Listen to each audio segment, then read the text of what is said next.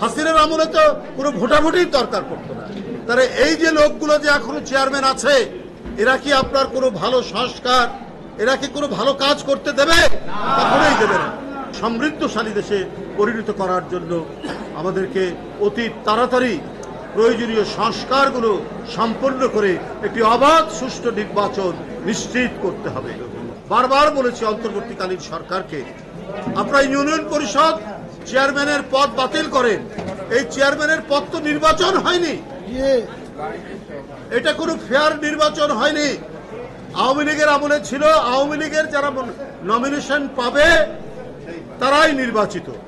এই কারণে এলাকার গুন্ডা পান্ডা সন্ত্রাসী স্থানীয় এমপি অথবা কোনো প্রভাবশালী নেতাকে অনেক টাকা দিয়ে তারা আওয়ামী লীগের নমিনেশন নিতেন। নমিনেশন নেওয়াই তো মানে চেয়ারম্যান হওয়া যাওয়া। হাসিনার আমলে তো কোনো ভোটাভুটির দরকার পড়তো না।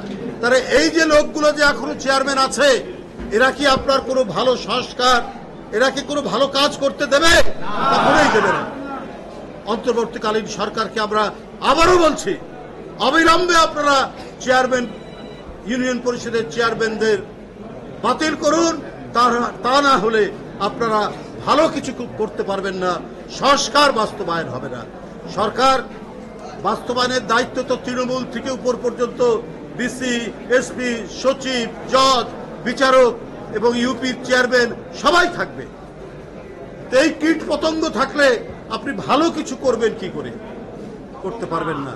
এবং আর যদি করতে না পারেন তাহলে জাহিদুজ্জামান তানভীর, মুগ্ধ আবু সাইদ, এদের যে রক্ত, এদের যে আত্মদান, এই আত্মদান বৃথা হয়ে যাবে।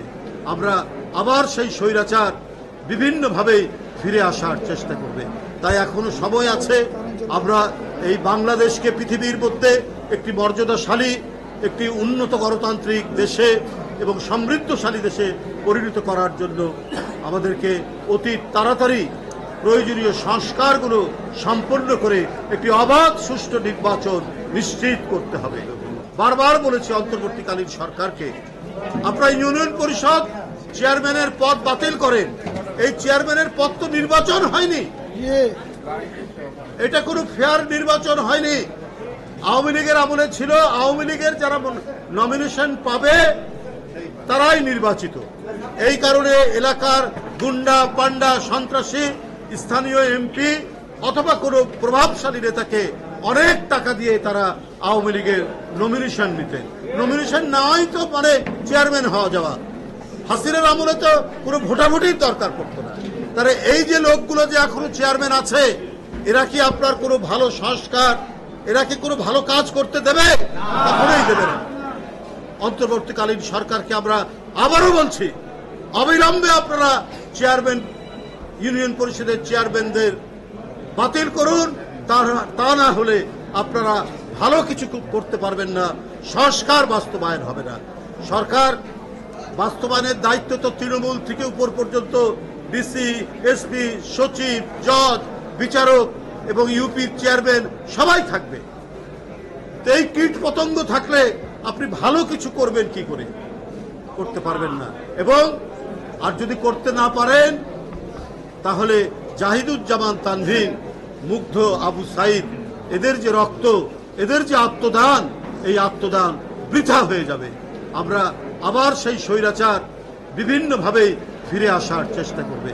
তাই এখনো সময় আছে।